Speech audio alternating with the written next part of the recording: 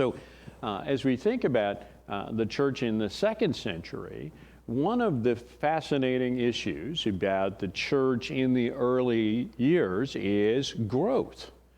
The way the church grew, the fact that it grew.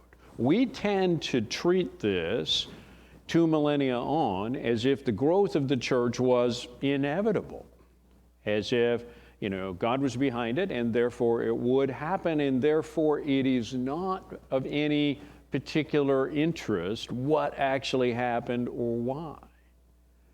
But from the perspective of anyone standing at the beginning of the 2nd century, the idea that Christianity would become the dominant faith of the empire within 2.5 centuries would have seemed kind of crazy.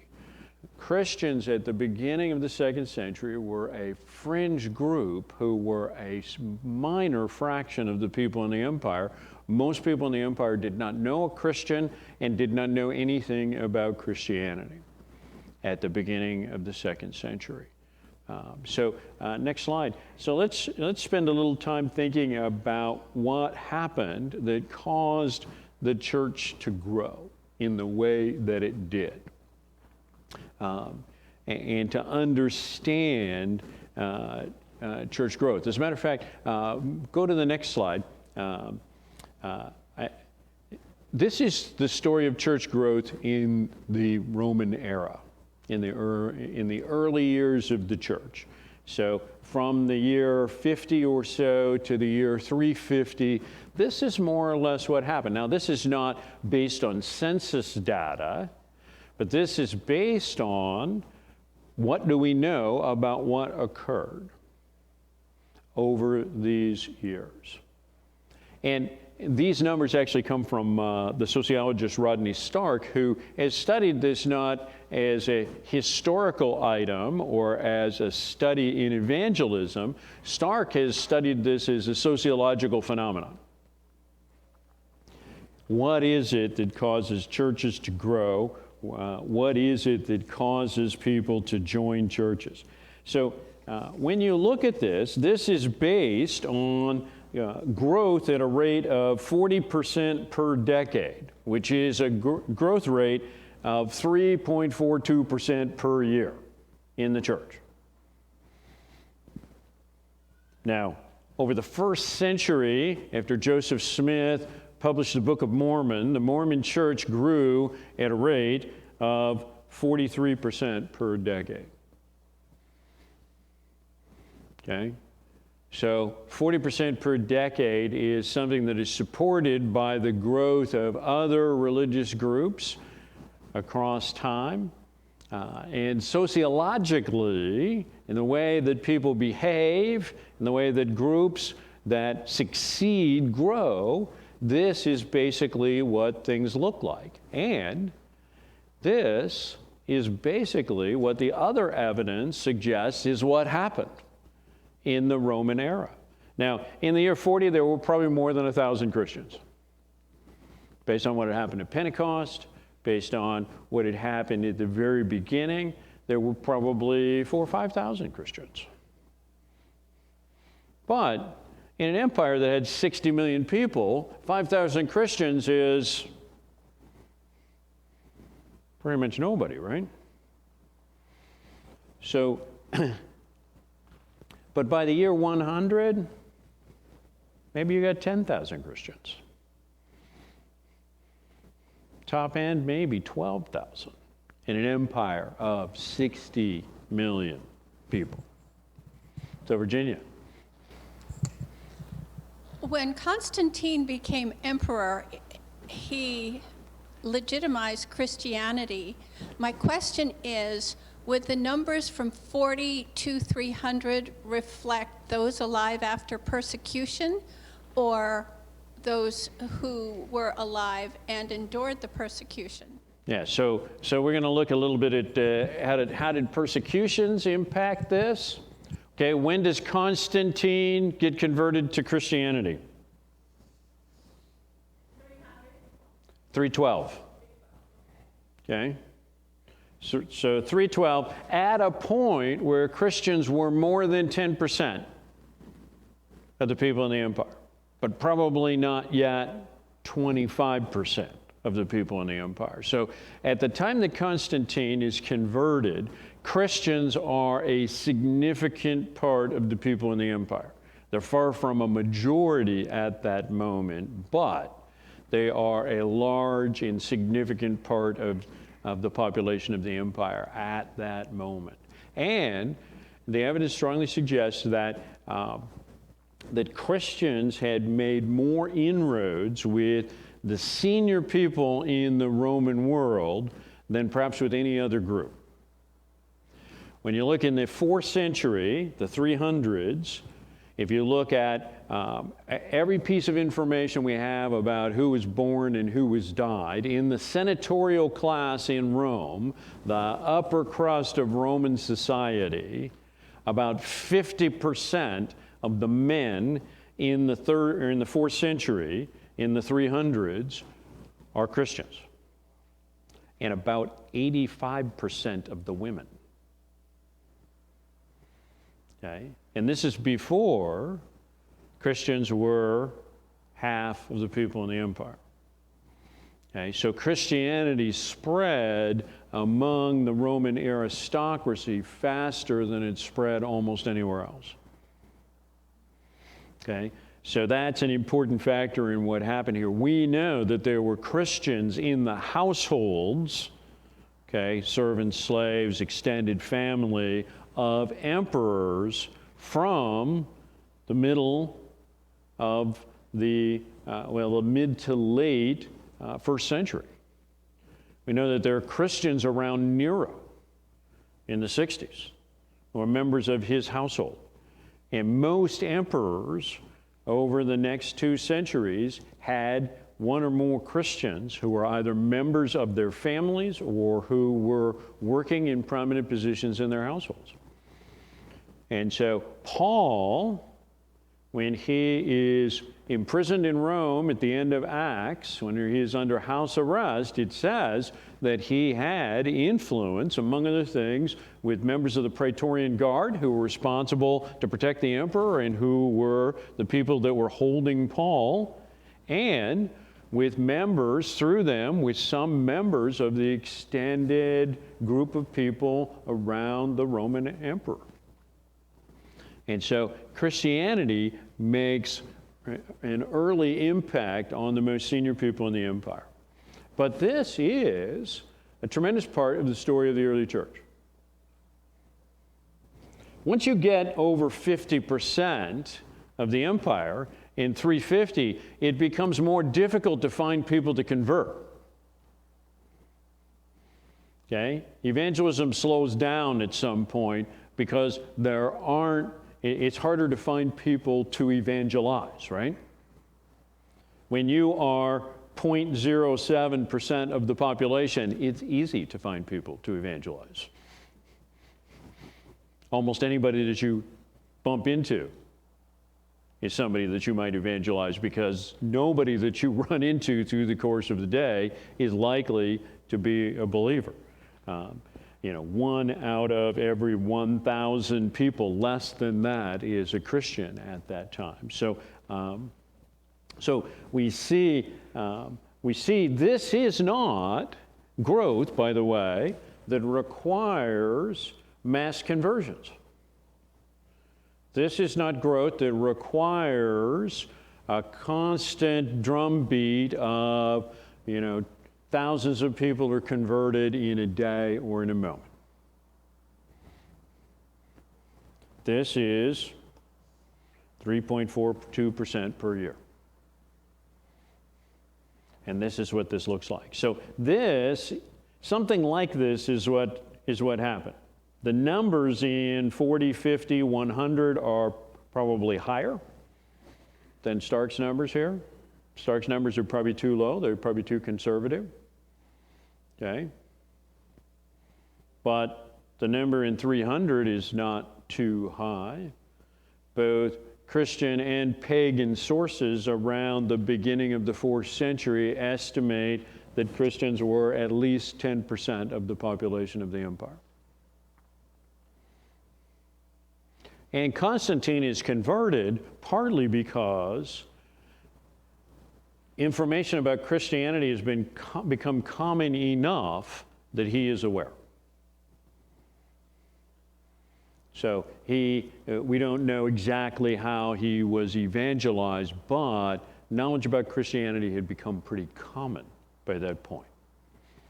You got to be over 10% of the population for people to pay attention. So, but this is the dynamic that happened. When you are sitting in the year 100 or 150, it's pretty easy to see that, oh yeah, this will definitely happen.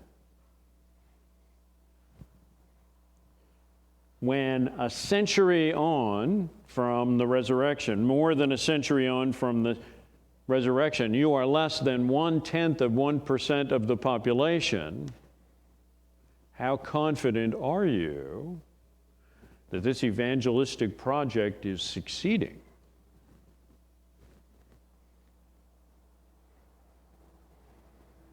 And yet, it was. It's hard for us to see the significance of things that are occurring in front of us, but this project of bringing the gospel to the whole Roman Empire, and we tend to focus on the Roman Empire because we know so much about the church in the West. And I'm going to spend some time here in a few weeks talking about the growth of the church in the East, but there's a lot less specific information, numerical stuff. But this is a pretty good study. So, and this is sociology, not evangelistic theory or something, but this is likely pretty much what happened. So one of the big questions that we face is why? Why did this happen? Why did the church grow in this way? We have an evangelistic responsibility today. What is it that we should learn? So let's go back a slide. And so these are the themes that I want to touch on that I think are key to understanding that growth. And the first thing is relationships. Conversions happen almost exclusively through relational networks. People are converted because they're in relationship with other people that believe the thing that they're being converted to. This is true for almost any kind of religious experience. If you're going to become a Jehovah's Witness, it's not going to happen unless you know Jehovah's Witnesses and you have relationship with those people. If you don't have any relationships with Jehovah's Witnesses, you're not going to become one unless you have no relationships with basically anybody else. Street corner evangelism works only when you talk to people who are disconnected from any relational network. Orphans, widows, people that have just moved to town. People that are flying alone. People are much more likely to come to the faith when they have friends and family who are already in the church. Conversions tend to spread primarily based on friendships and family connections. People have more connections in the church than out of the church are very likely to be converted. People who have a lot more connections outside the church than they do inside the church are relatively unlikely to be converted. This is true down through the ages. People in the church who have no connections with unbelievers, no significant connections with unbelievers, no significant relationships with unbelievers, are very unlikely to make any converts. It's as true today as it was in the second century. So, the early church was very good at being connected to people outside the church. Very good at building relationships with people that were unbelievers and getting into their lives. in ways that led to people being converted. People that don't have family connections and relational networks in the place that they are, for whatever reason, are much more open to evangelism and much more likely to be converted. Widows and orphans, people who are new in the city. One of the fundamental things that we see from the very early church, from Acts chapter 6 on, is there's a focus on service to widows and orphans, who are people that have no relational network to rely upon. And so service to those people kept those people alive. It invested in their lives. It was a good thing to do, but it was also a very powerful evangelistic tool. And new people in cities in the Roman era, people went to cities because cities were places where there was jobs and money to be made and opportunity. Even then, people didn't want to stay down on the farm. But when people came to cities, they were fundamentally disconnected from relationships to the family and friends, people that they'd grown up around. They were no longer, when you left the small village, the small town, and went to the big city in the Roman era, you weren't communicating almost anything with the family and friends that you left behind. There was very little means to do so. If you wanted to write a letter, you had to get someone to deliver it.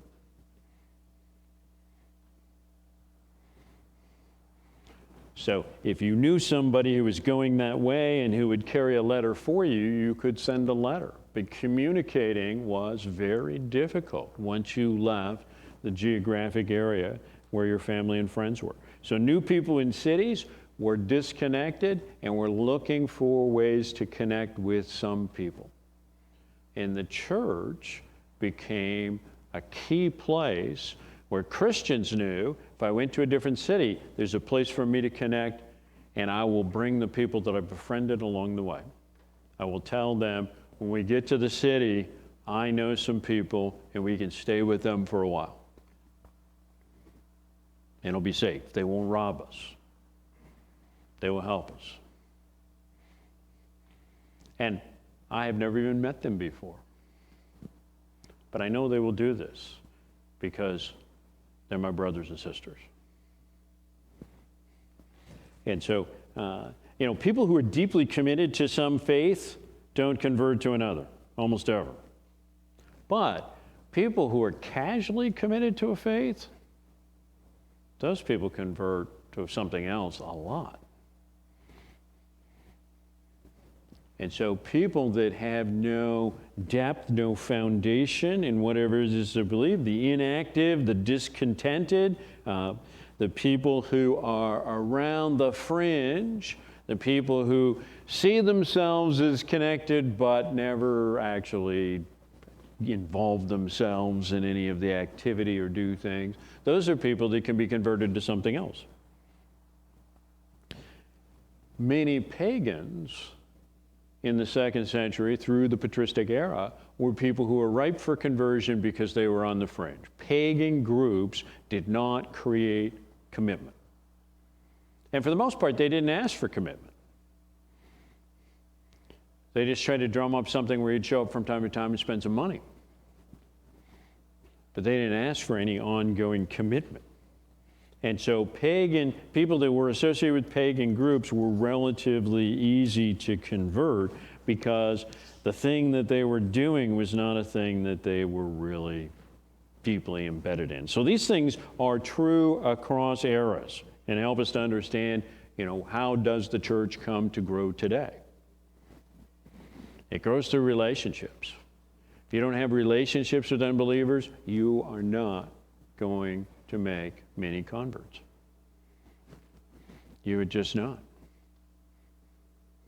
When you think of the people that have come to the faith in the last few years here, they are people that have been surrounded by Christians.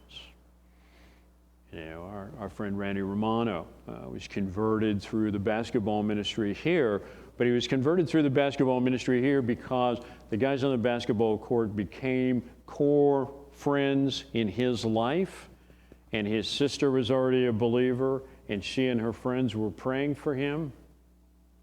By the time he was converted to the faith, he was almost surrounded, right?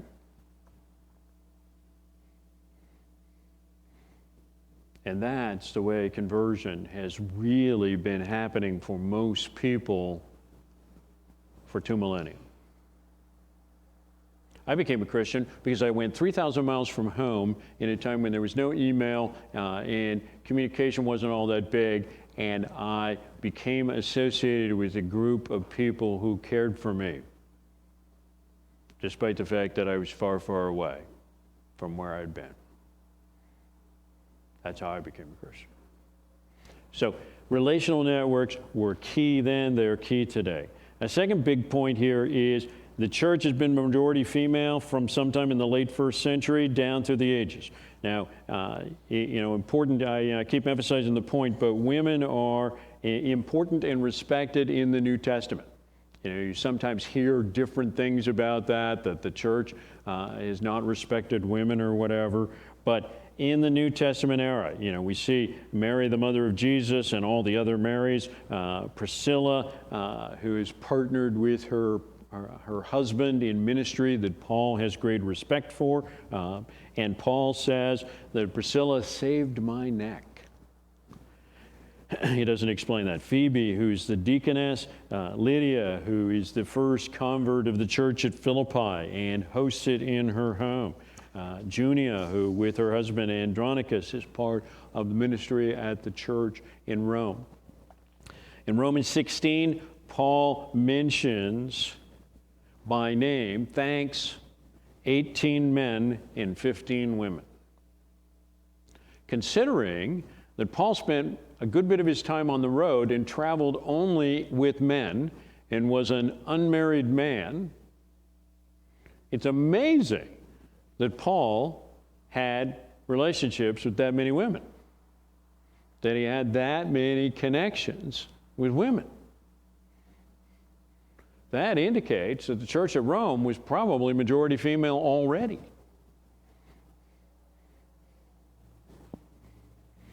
So, Christian respect for women, inclusion of women was super countercultural in the first century. Christians are the only significant group in the first century, in the latter part of the first century, that did not treat women as property. Okay? In Greek culture, women were property. Under Roman law, women were property. Okay? Christians did not see women in that way. Women had far higher status in the church than they did in either Roman society or Greek culture. Plus, as we saw when we looked at Didache, and as we've looked at the writings of the first century church, the church from the late first century on was publicly and very directly opposed to abortion and infanticide. And that meant that women were a lot more common in Christian households than they were in pagan households of that day. Women were far less than half of all pagan Roman children. So in this era, the Roman Empire, there were something between 130 and 140 men for every 100 women, and maybe more. It's a really distorted sex ratio. You don't get there unless you are doing something to remove an awful lot of women from your society. Abortion rates for females, for babies that were suspected of being female, were high. Infanticide against female babies was endemic across the empire, and most female babies ended up dead.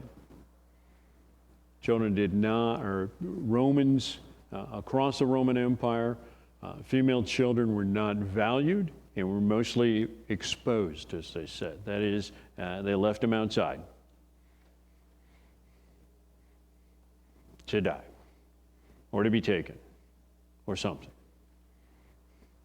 So there is an excavation that was done here a few decades back of a Roman city that unearthed a very primitive kind of a sewer system and found that the sewer system was clogged.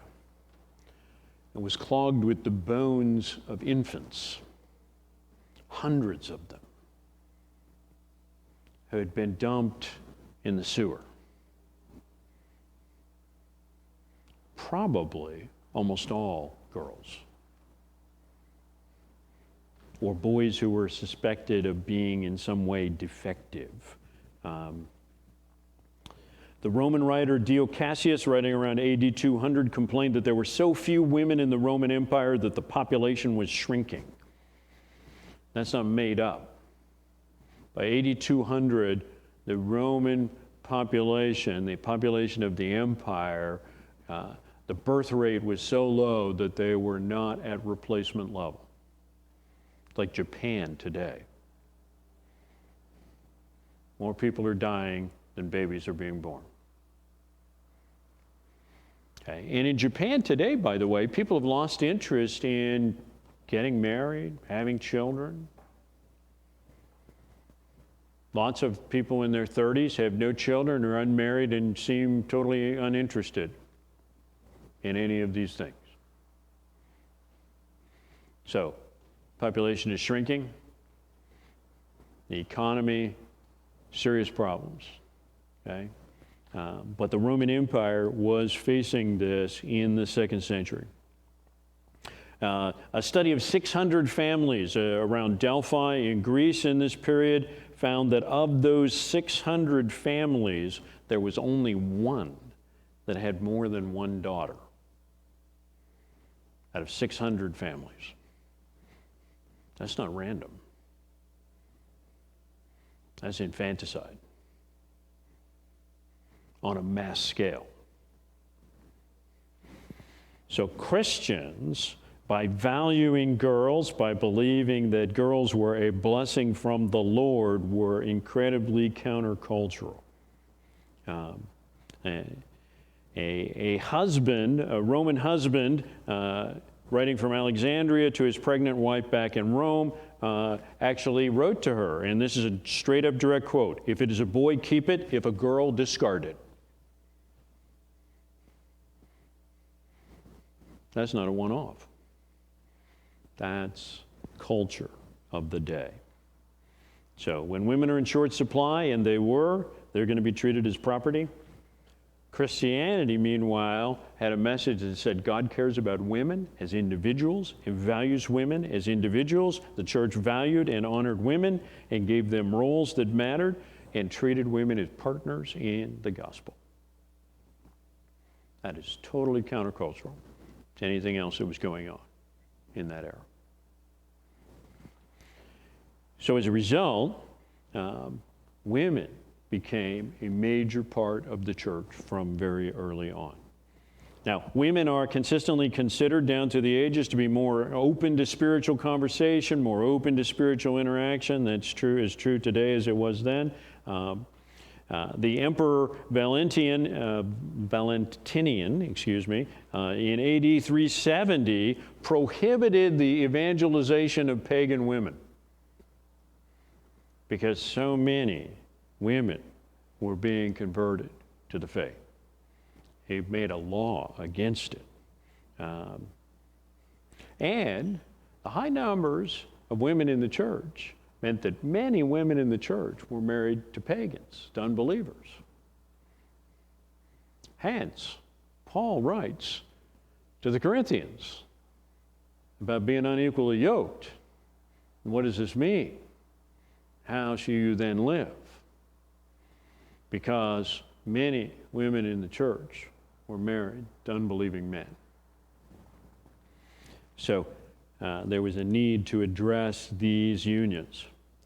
And women are more generally attuned to relational networks. I know this is certainly true in my household, but it is generally true and not just specifically true. And relational networks are the means of growth. connections, connecting to people. So there's also an influence here, the Acts of Thecla, we talked about that. But the popularity of that fostered the sense that women mattered greatly in the execution of the ministry, that ministry by women was legitimate and potentially important, that marriage was actually optional and could be set aside for strong spiritual reasons. This became a step towards some kind of organized celibacy on the Christian side, but there's none of that in the early second century. In the early second century, Christians are known as people that have children. They're those weird people that have children and have a bunch of children in many cases, and that seem to actually kind of like their children, which is really countercultural. Seem to enjoy having children and think that it's a blessing of some sort. Very countercultural ideas at the time. So these are really important factors in the growth of the church in this era.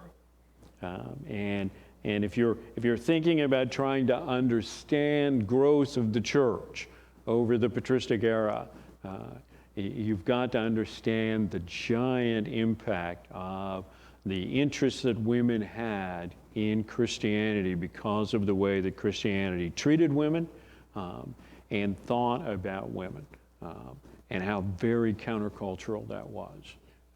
And just in the last half century, the Chinese government imposed these rules about one-child policy kinds of things.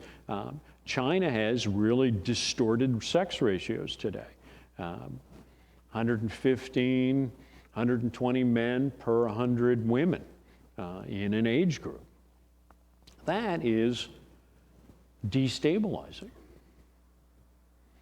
China's relationship with Burma is problematic going back a couple of decades because there are Chinese armed gangs that go into Burma and kidnap women on a regular basis and then sell them to Chinese men as wives because Chinese men can't find Chinese wives.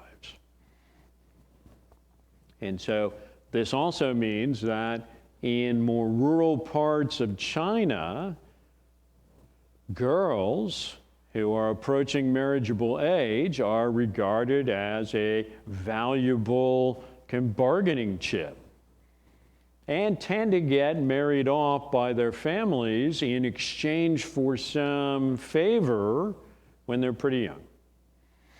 In the Roman era, Roman law allowed girls to marry at age 12 and didn't enforce any prohibition on earlier marriage than that. Because there were so few girls growing up relative to the younger number of young men, many Roman girls were married by the time they were 12. Because there were so few of them around, you had to grab one when you could find one. And as a result, the fathers treated a girl as a relatively valuable piece of property and almost always traded her for something that was useful to him. Money, status, something. And so much of the abuse of women in the era was a result of those factors. Families and households are really important here too. This is an era where people in a family, in a household, believe that the head of the household is a figure that I have a responsibility to follow, to emulate.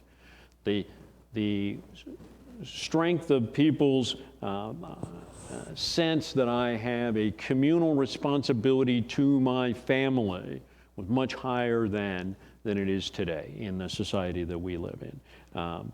And so people were highly influenced by what the head of the household did. And family loyalties were paramount for an awful lot of people. So Cornelius the centurion is converted to the faith, and what happens to his whole household? They all convert to the faith too.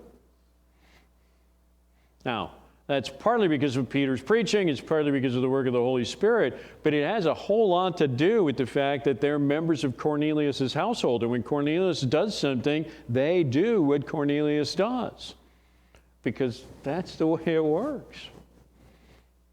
Philippian jailer is converted to the faith.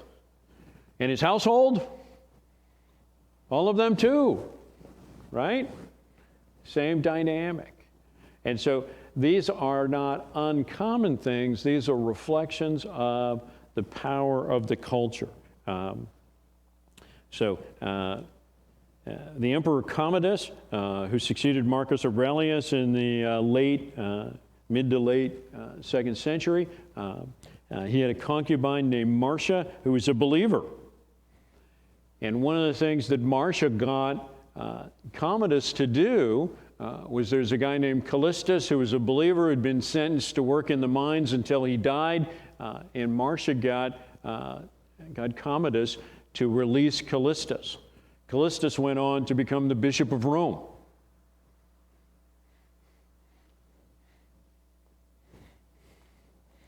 So families and household connections matter a lot. And many of the men who came into the church from the 2nd through the 6th centuries came into the church because their wives did first. And they weren't connected to anything in particular. And if you're not connected to anything in particular and you're married to somebody who is connected to something in a deep way, you are much more likely to become part of that thing that they do. And so men came into the churches in many cases because their wives were there first. And when that was the case, the rest of the household often followed. And so women came to the faith in large numbers. They influenced their husbands and those men. That led to the conversion of many households. Mike? So a lot of what you've been talking about has been sociological and psychological aspects of growing the church visible, right? Mm-hmm. Is there anything that you can talk about in terms of growth of the church invisible during this time, and how God was moving? So we tend to think of this. I wanted to emphasize those things because it's not just the fact that the Holy Spirit is at work. There's a lot of people dynamic that's going on here. There's a lot of reasons why it happened in this way. But the Spirit is at work. God is building His kingdom, right? And so we continually see that. And so we see that in the way that God is working through relationships, the kinds of relationships that He's putting people in, the connections that He is giving people, the places that He's putting people. New people coming into the city who connect with Christians, and those Christians help them out, are much more likely to become Christians. And the fact that Christians tended to serve and help new people in town, nobody else did that. The fact that Christians served widows and orphans, nobody else did that.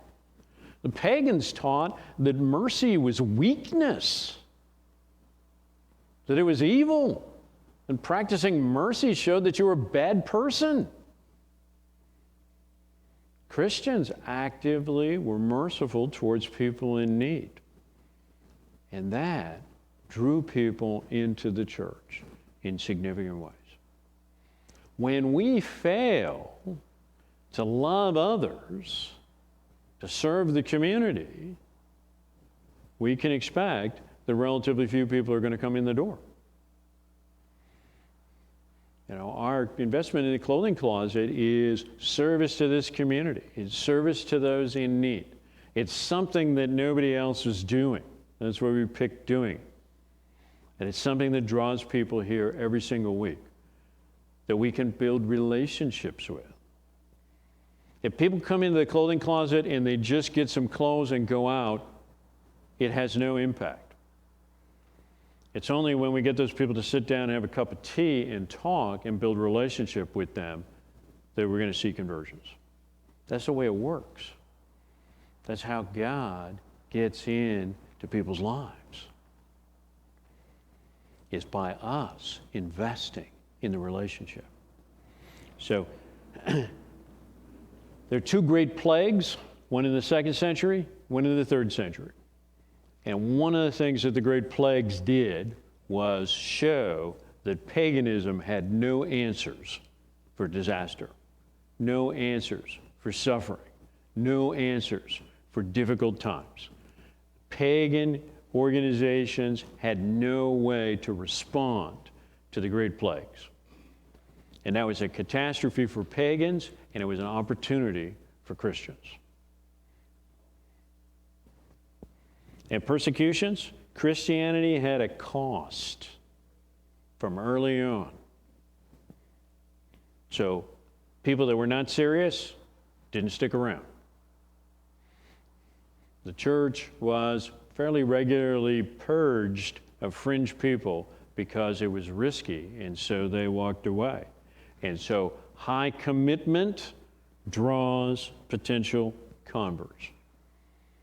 If the thing you're doing doesn't have any cost, why would anyone bother? If it's high cost, people will wonder why you pay the price, why you would do a hard thing. But if it doesn't cost you anything, why would they bother? If you're not paying any price for it, why should they bestir themselves to get up on Sunday morning and show up?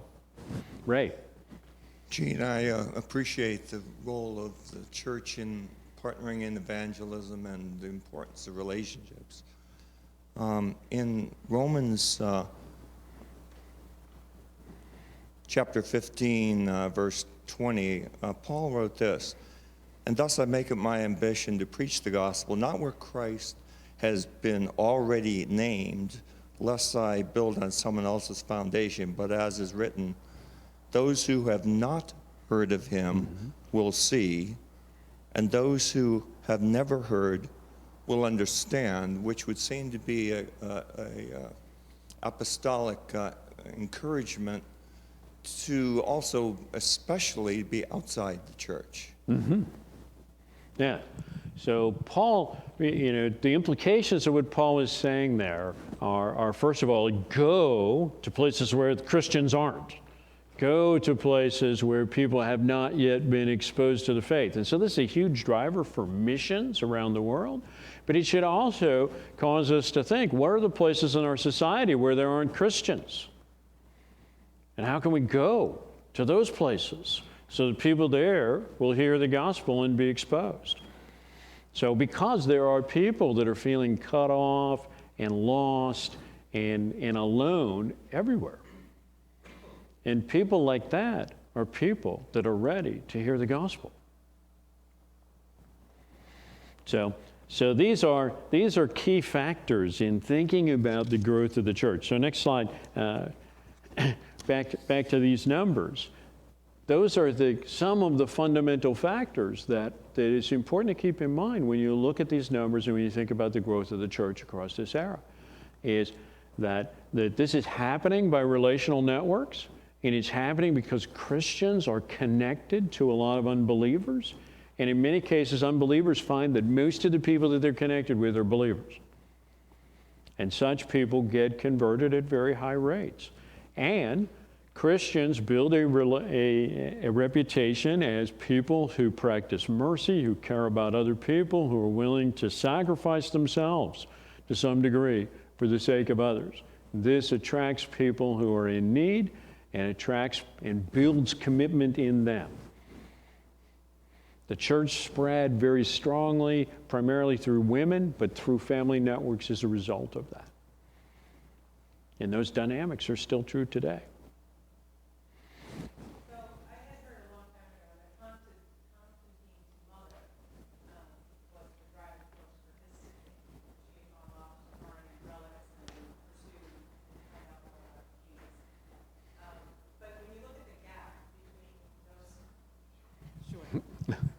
So Constantine's mother is a huge factor here. Right.